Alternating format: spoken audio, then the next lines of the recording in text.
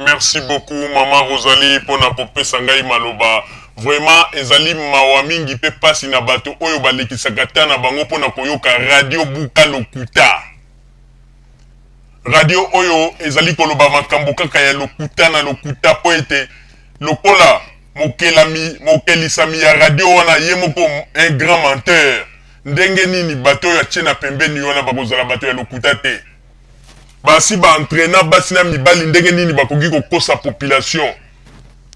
Ba peuple congolais to ba diaspora congolaise na poto ba mona pasi. Ba information kaka ya lokuta. Soki ba posite ou bien lolombo ko senga kaka bato bambongo. Bandeko. Na minute oyo ngai papa Roger ndenge nazali koloba na bino nazali kopesa bino information. Pe nazali kotombola mongongo boye bayango ete Joseph Kabila Kabange le Rais azali en forme azali na bureau na minute oyo azali ko travailler. Ba information nyo surtout oyo boyoki wana balobi ete Joseph Kabila kimaki azui avion destination inconnue wana nyo surtout ezali kaka ba information ya radio buka lokuta. Joseph Kabila na minute oyo azali na kati na Kinshasa. Olie ya koko sabandeko. Il fallait voir na kati ya radio buka lokuta lobby. Papa, benga bandeko na bino mususu aye. Na bengi bandeko na ngai balobi ete kuna na matete zali ya koyinda bato nyosu bazali libanda. Mususu aye. Na ulemba kuna zali ya koyinda na bengi bandeko na ngai bazali libanda pe ezali ya koyinda bato nyosu tu libanda. Mususu aye. Na bengi na masina kuna ezali ya koyinda bato nyosu libanda. Ba information kaka ya lokuta na lokuta. Alors que bato nyoso bazali kolobo na bengi bandeko na ngao boyeboye ezaka ka bato ya radio buka lokuta kaka na ba jeune na bango ba mesana ko sala pona ko inciter ba diaspora congolaise po ete balanda radio na bango ba yoka ba mensonge na bango yango tolobaki bandeko boye baka yango ondima te awa na poto to tikali kaka na radio oyo ezali ko yebisa bino bo solo oyo ezali radio oyo esika oyo bato mosusu bazali kobanga biso tozali koloba esika oyo bato mosusu bazali kobanga koloba biso tozali koloba ezali kaka radio Zoomel 1000 international parce que radio Zoomel 1000 nde eye ko sala ke ba congolais ba comprendre makambo ebele esika oyo babandaki koyiba ba diaspora congolaise Radio Zoomel 1000 eko dévoilé. Esika oyo ba diaspora ya Angleterre to ba kuluna ya Angleterre oyo ba zala ko benga soi-disant ba combattant.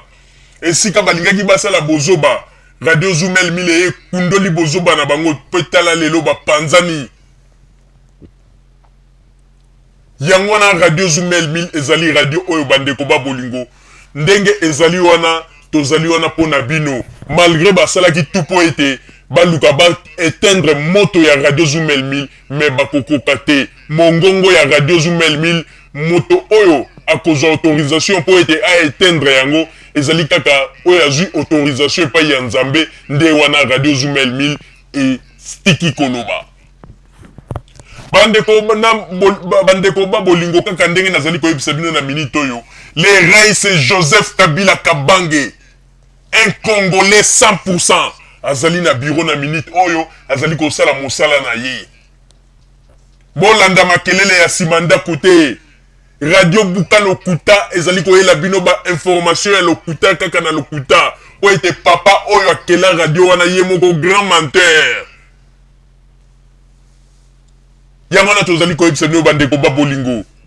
il faut kolandaka toujours ba information oyo ezali kouta na source na ba radio oyo ezali crédible botika kolanda ba radio oyo ezali koya wana kaka kokosa na kosenga bosala mabonza ndeko po toyebisa bino bazali na ba stratégie ya lokuta bayebi kosakana na bato ndeko po yosala par exemple don na Radio Zoomel 1000 soki yo bengi na Radio Zoomel 1000 po ete osala don il faut biso bato Radio Zoomel 1000 to tia kaka likambo yo moto abengi azopesa doto tiango kaka en direct po mokili mobeyeba mais non soki muta bengi na numéro pona sala don wana ezalaka privé mais ndenge nini ekomi ete et puis bato yango mpe baza bato ya lokuta soki otali na page na bango ya radio buka lokuta okomona basi batia numero na bango ya banke oyo ke mutu ndenge nini akoki kosala don mais ndenge nini ekomi lisusu mutu mpo asala don il faut abenga nanu bango na radio bapase yango en direct po alobaki nalingi nasala don boyebo wana nyonso tu mpo nini mpona koyebisa bato mosusu indirectement tala kutu bato mosusu bazosala don biso mpe tokende kopesa baza mayele tala oyo oyebi escroquerie ya poto ekomi na bastratégie ebele bato baza na bastratégie moko somo donc wana nyonso tu ezali baje ya déterminateur ngwanda oyo asa kati na bango deux fois te bandeko deux fois te lokola bamesanaka kozwa mbongo na ntango ya ex Zaïre facilement yango nomoni ete bakomi kaka na esprit ya kozwa kosengaka bato kokosaka bato po ete bazwa bambongo ezali mpasi mpe mawa bandeko babolingo sikoyo tokoti na dossier ya bajeune congolais oyo bazali bamembre ya PPRD oyo balekaki lobilobi na chaîne ya bakongolais mosusu oyo bino botalaki bajeune wana badefendre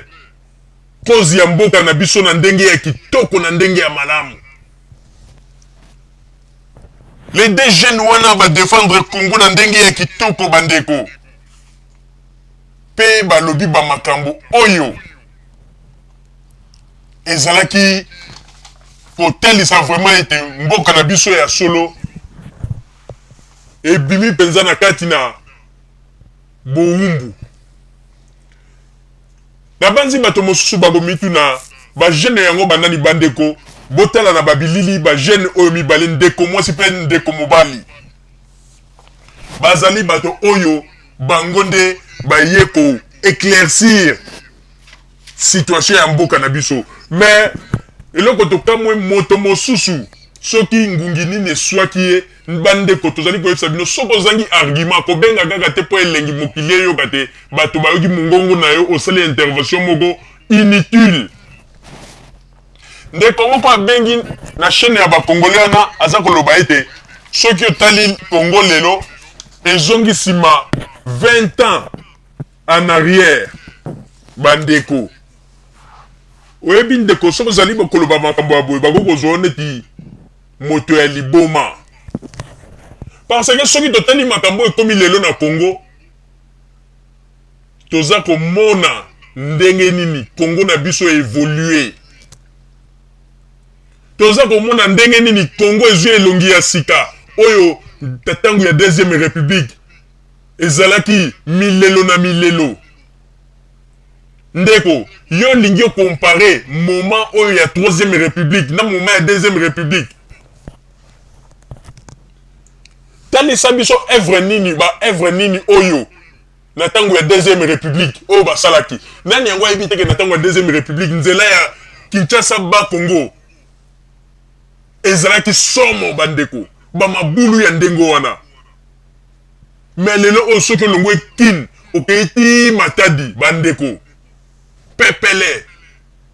soki mpenza ozotumba bien bandeko 2h30 oza na kati ya Matadi soki ozotumba bien tolobi bien soki otumbi bien bandeko 2h30 oza na kati ya Matadi mais na ntango ya deuxième république nzela mabulu bozolongwa na 6h atongo bozolongwa Kinshasa na 6h atongo po bokende Matadi bozokende kokoma de 6h bokende kokoma 18h alors que kini Matadi eza soki 300 et quelques kilomètres pamba bomoni mpona kotalisa ete bamakambo oyo bino boza koyebisa bato lelo boza koloba makambo boza kokanisa te ezali nde tozali koloba yango bandeko biso bajournaliste ya Zoomel 1000 ya radio Zoomel 1000 tozali koloba yango ete eloko ezali kolobisa bato lelo bozali komona wana ezali kaka bato ya tango ya deuxième république oyo bazalaki bana ya oyo bazalaki na mbongo lelo bambongo ezali lisusu te bakomi kaka na nostalgie kokanisa bamoma wana tango bazalaki kozwa mbongo facilement bandeko lelo oyo bato mosusu bazali koloba ete baprofesseur bazali impayé baministre bazali kozwa bamillion mais tokoyebisa bino na tango ya deuxième république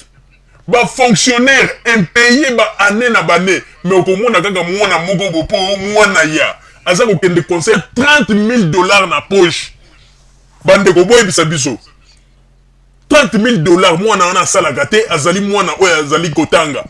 po kaka papa na ye aza ministre 30 000 dollars na poche azwi yango wapi bandeko alors bino moko apprendre biso nini na makambo oyo etali mboka na biso bino bokanisi ete biso tozali bazoba ezali nde nostalgie ezali kosala bino bozangi mokonzi ekomisi bino bilobela place ya malamu bolingi komona te bolingi kaka koloba mabe souci nostalgie bokomi bobeliki mpelekese bokende kolongola Joseph Kabila bino ko esili bobebi na bino po ete makambo bosalaki nzambe aza nde kofuta bino bolobako parce que mutu mobimba boza koloba ete ya baministre lelo bazali baministre etango ya Mobutu boyebi combien babanda kozwa ke population eza kokufa na nzala lelo balingi batalisa na bato baloba ete ya population na Congo eza kokufa na nzala me na ntango ya Mobutu bandeko boyebi bato boni oyo bakufaka na nzala boyebi condition ya basituation ya bahôpitaux na Congo ndenge ezalaka oyo ezalaki ke mutu ayeboye mbongo eza te moye mpe basimba ye eza te bahôpital mobimba ekoma lokola bacentre ya commerce mpona bamédecin na bainfirmière avant bapesa okisi il faut basala bamanèvre moko bombongo il faut ya soki mbongo eza te ate oza na situation nini bakosimba o te nde bolobi ntango ya deuxième république ezalaki bien bino bolingi boapprendre bato banini bokanisi toyebi basituation nyonso tu bosalaka te bozoba na bozoba